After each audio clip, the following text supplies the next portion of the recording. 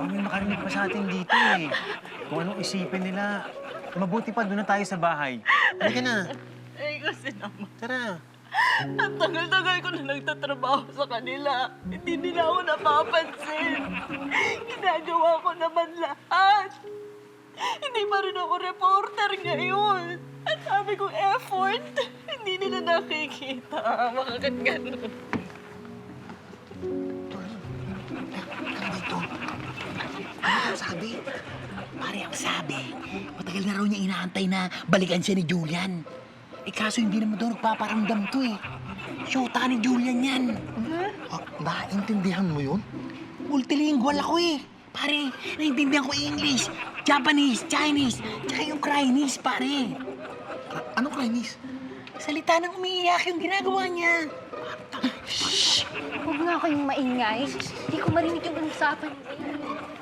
Alam mo, huwag kang pabigla-bigla ah. Pag-isipan mong maigi ang desisyon mo. May favoritism sila. Pero mo, kakapasok lang ng bagong segment producer. Nasa field na siya. Field reporter na siya. Ako, 10 years ako segment producer. Doon lang ako. Dapat ako yung reporter eh. Bart. Ano? Anong sabi? Okay. Ang haba nun, okay lang? Bakit? Marunong ka ba mag-Chinese, pare? Hindi ka rin mag-interpret nun. Ako na nga nandito eh. Nakaganon ako eh. Nakikinig lang kayo, pinapasok ko lang sa inyo, nag-ano-ano kayo sa akin. Ikaw yung pinaka- Nakagaling ba kayo sa akin? Haba ng sinabi, ako dyan. Haba ng sinabi. Ginagawa niyo dyan? Doon na naglalaro kami ng The Bounty Singing Group into 3! Doon ka, Julian, Rocky. sino siya? Bakit? Wala lang.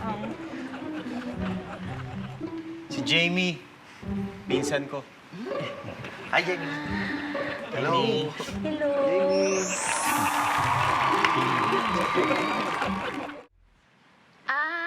Pinsan mo pala. Sabi kasi ni Bart, syota mo daw eh. Oh, ito. Sabi nito yun. Ito. Jamie, matanong ko lang ha, taga saan ka? Kasi parang ngayon ko lang namin nakita dito eh. Taga Las Piñas ako. Reporter. Wow! Reporter ka! Bigat? Actually, segment producer. Malapit na akong maging reporter. Siguro, mga 10 years na lang. Jamie, ano ba yung mga shows na ginagawa mo? Title ng show ko, Pauso Mo, Jessica Santos. Yun yung tungkol sa mga nauuso mga kakaibang kwento. Bale, meron kaming host at may mga reporter. Yung mga reporter yung mga nagkukwento ng kakaibang storya ng Pinoy. Uy, grabe. Nanonood kaya ako noon. Ano ba yung mga shows na or mga storya na sinusulat mo doon? Nakagawa ako ng story. Yung una, taong agad mabusog. Isang kutsara palang busog na siya. Pangalawa, yung isang babae pinakasalan yung kotse niya.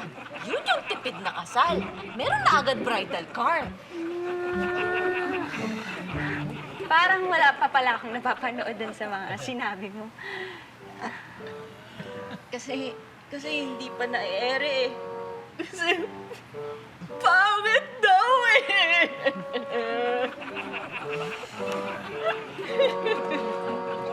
Tama na yan. Mabuti pa doon na muna tayo sa loob. Andun sila nanay. Para makapagpahinga ka na. Doon na muna kami sa loob. Sige, tol. Tara. Bye, Jamie. Bye, Jamie. Thank you. Pahinga ka. Tama na. Iba, no? Yan, pinakasalan yung kotse. Maganda din yung stories. Mapanood mo talaga yun. May naisip akong pagkakakitaan at pagkakapirahan.